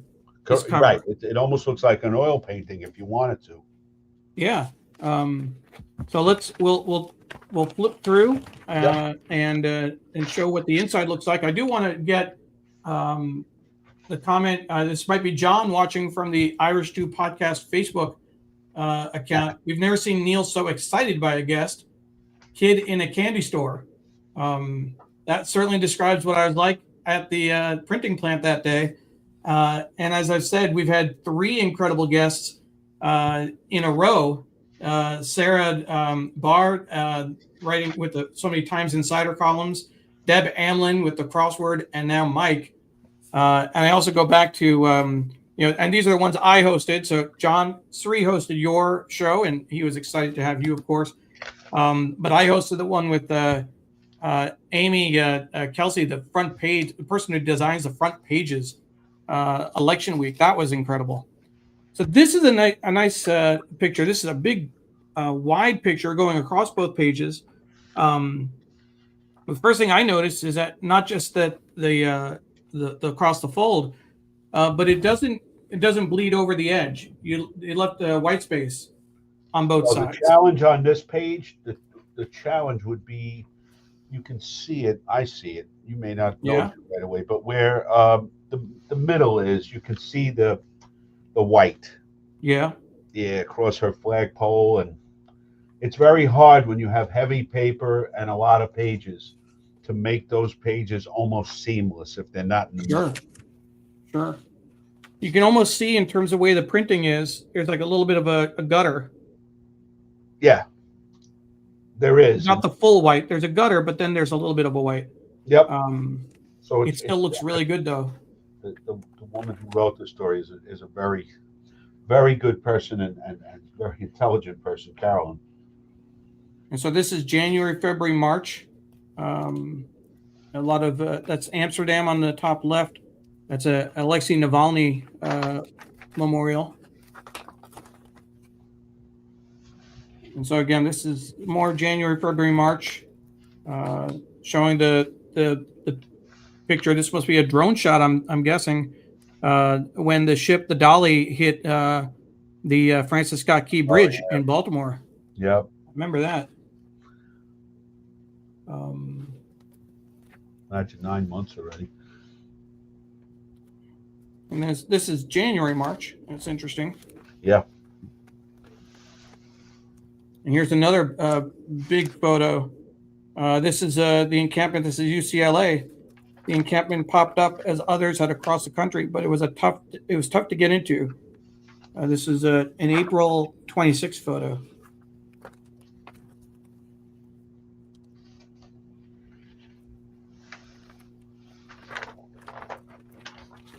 How much, once they send you the file, how much back and forth do you have with Jeff Scales and Tanner Curtis looking at proofs or that kind of thing? Not much. Not on this one. Pictures aren't the most difficult. Okay. The most difficult, like for us, is to get it as seamless as I tried to, as I was explaining before, so that one picture doesn't look like two. Sure. Now here's the centerfold, and this was definitely, an important choice. I'm going to just move the papers from underneath so that we can get it flatten this section. This was the assassination attempt on President Trump, Right. and so this is what they chose for the centerfold. You don't have that issue with the paper in the middle. No, because it runs, right. Right, that iconic photo, and then the breakdown. I remember that they did these shots with Doug Mills, I think, right? Took these pictures. Yep. Yeah, Doug Mills. he was there right in the front. He was right in the front, and I remember they did an explainer. They showed these photos on the left to show the bullet whizzing by. Right, that's right. There it is. And these are more pictures from May, June, and July. This one, Mina, Saudi Arabia, June 16. Pilgrims arriving to perform the symbolic stoning of the devil ritual as part of the Hajj. At least 1,300 people died during the pilgrimage to Mecca amid record heat. I mean,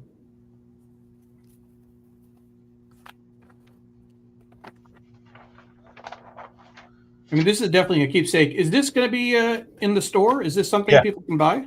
Yeah. Yeah, I believe we sent them 2,500 copies. And how many Puzzle Mania do you remember? 25,000. 25,000. Wow. Yeah. Pictures. These See, pictures. Pictures tell the stories. Note, Neil. Say again.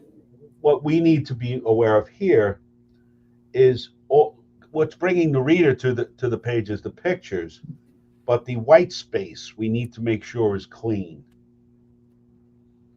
as possible, because when you put two pages together, you're on page, what are you on, 24 and 5? Yeah. 5 and 6? 6 and 7, actually, 26 and 27. So where you see the editorial around that headline and how clean you want that to be, this page is easy. But if you go back to 25 and 26, or 24 and 25, you'll see how that picture on the right on 25 could easily offset to the left of Kamala Harris, where that white space is. Go back to now to 24. You see the white space. When you think about the pages closed on press, how important it is that our density on the ink stays to that picture of the houses in Florida, but not show through next to Kamala. You know what I'm saying? Where the border is clean. So when you get the pictures from the team, are you sent the layout in terms of this is what we layout? No, we get everything laid out. Yeah. We make plates. Like I said, if the fellas in the plate room see anything questionable, they'll raise them. They work with the PDC folks, and we have a gentleman, John Power, and his team that sets a lot of this stuff with the newsroom to make sure it's going to fit color-wise and line up properly color-wise. And we just take care of the finished result then. So you have to do a quick check to make sure that the vision that the team sends you can be executed. Yeah, and we see it on that screen. I showed you on our tour. Yep. Where we see what they want it to look like. Then it's transpired to plates by laser, plates onto the press, and you see the finished product in front of you. Here's a great photo just in terms of the colors and the contrast with the rest of the page. This is Greenwood Lake, New York, November 10th. The Jennings Creek wildfire raged along a mountainous border between New York and New Jersey. This is local. That was the drought. It burned for 14 days across 5,300 acres.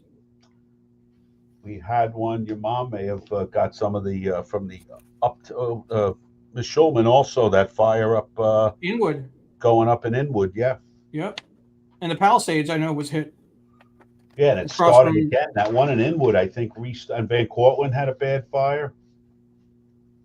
Yeah. And one of them restarted, actually. These are more election-related photos, October, November. Yeah. And then Notre Dame. We Yeah. talked about that 2 weeks ago. That was the cover. That was the cover picture, I think. Yeah, that was an amazing story how they got that back in place. And then the back page, they used Syria, December 9th. Yeah. Civilians poured into the streets, weeping in disbelief and celebrating the end of al-Assad's brutal reign. And that's a nice way to close the section. No ads, which is nice. No, they don't. No, that's not something you want. This is dedicated to news. Yeah, exactly. No, it's great. And you can see the attention to detail, what you have to work on to make sure it gets printed exactly right. Yes. This is not a small task. Nope. It's fun though. Definitely. It's fun. We have one coming up about immigrants. It's January 5th. Kids is next week. I think you want to talk about that separately, but yeah, we will be talking about New York Times for Kids. I still need to figure out how I'm going to do that. We kids, you talk about that prep process, and we meet with the folks from Kids, the design folks, on a monthly basis. So really? There's a lot. It's a very creative section. It's a very special section, and I know Joanna is on there as an educator, and myself. I have students come into the plant, and the younger ones especially take a lot of pleasure in getting a copy of that. If you remember that page 1, this section is not for adults, and all those types of things. But there's, I'm not at liberty to talk about next week's section yet, but there's a lot of creativity that goes to it. So they want to meet with us, and the gentleman who runs the press room for us, Dave, and I will meet with them, and more him lately because of other schedule problems I have. But the idea is, this color going to work? You asked about how important it is, and the color that they choose in a different section or the theme. They want to make sure that it looks, it looks good on their screen and their graphic software, but is it going to reproduce that way? Absolutely. Yeah. Absolutely. We've done tests for them. We've been blessed, in terms of our relationship with the Times. We've been able to share the PDF of the New York Times for Kids with our readers through our website, through an exclusive arrangement. It's been great. And the last few months, just like I did with the Year in Pictures, we've done like a 15-minute deep dive just on the New York Times for Kids to make sure that we, kind of showcase it and highlight how great it is. I'm going to be figuring out how to do that next week. We don't have a show planned, but I'm going to try and maybe pre-record something and maybe run it live on Sunday morning. We'll see. But we definitely want to share that PDF for folks, because I know that people download it and share it with their friends and family. And it's a great. We're great fans. Amber Williams was a guest on our show 2 years ago. Walked us through the New York Times for Kids when she was the editor, of course. We're just big fans of all the great work that you do and that your colleagues do, Mike. Yeah. So thank you again for joining us. Thank you for everyone who's staying an extra 15 minutes. We hope you have a good holiday season. As a reminder, we will not be hosting shows for the next 2 weeks. We're going to take the December 29 and January 5th off, and then return January 12th with Naresh Fernandez, the editor of Scroll.in. The New York Times Read Along is produced by Digimentors, the consulting firm that Sree established several years ago. And we always want to give a shout out to Muckrack, our longtime sponsor and supporter of many of Sree's projects.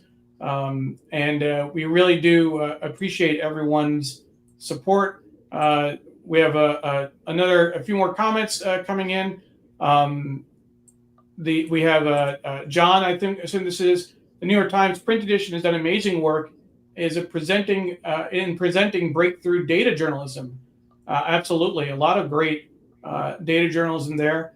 And my mom said it was nice to see the year in photos. Jonathan says, great show. Have a wonderful winter break. And we have one last question. Arlene is curious, who is in the black and white photograph on your left, on your file cabinet?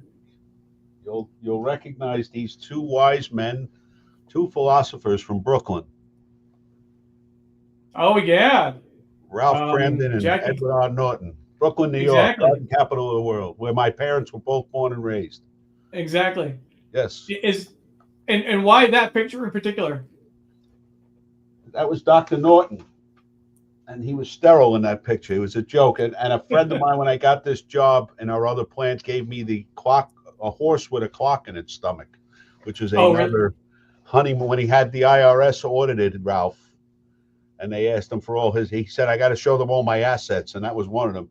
And it's over here somewhere. And I don't want to go through it's there somewhere. The horse with the clock in its stomach. That's the honeymoon. I actually watched them last night.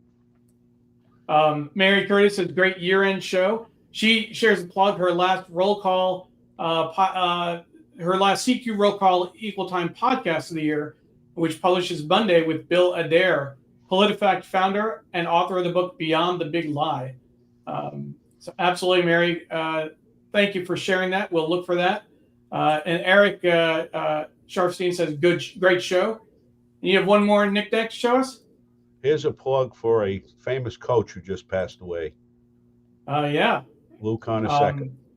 Absolutely, from St. John's. Yes, I have the bobblehead here, as you can see, with his famous sweater on and a few other knickknacks around. I can't show you this whole office. It would be lunchtime by the time we got done, as Neil can attest to. But yes, I have Lou here as well.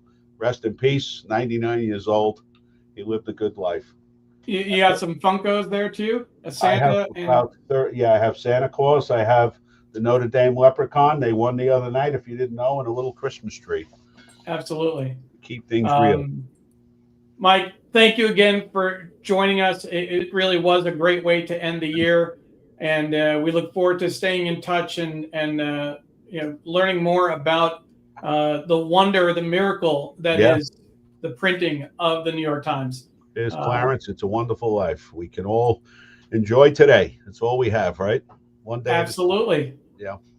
That's great. And remember, Deborah says the New York Times equals all the news that's fit to print. She's emphasizing print in capitals. We emphasize it here. It's a real gift we have here. Arlene says thank you. And our friend Wayne Camadoy. I'll have to watch the full episode later. But Mike is a New York Times legend. So are you. So are you. You are the recipe maker here, no pun intended. Wayne, of course, is the art director. And again, a big shout out the relationship we have with Wayne and Tom Jolly, who's been a 3-time guest, sharing special sections, PDFs, giving us insights into what is coming up in the paper.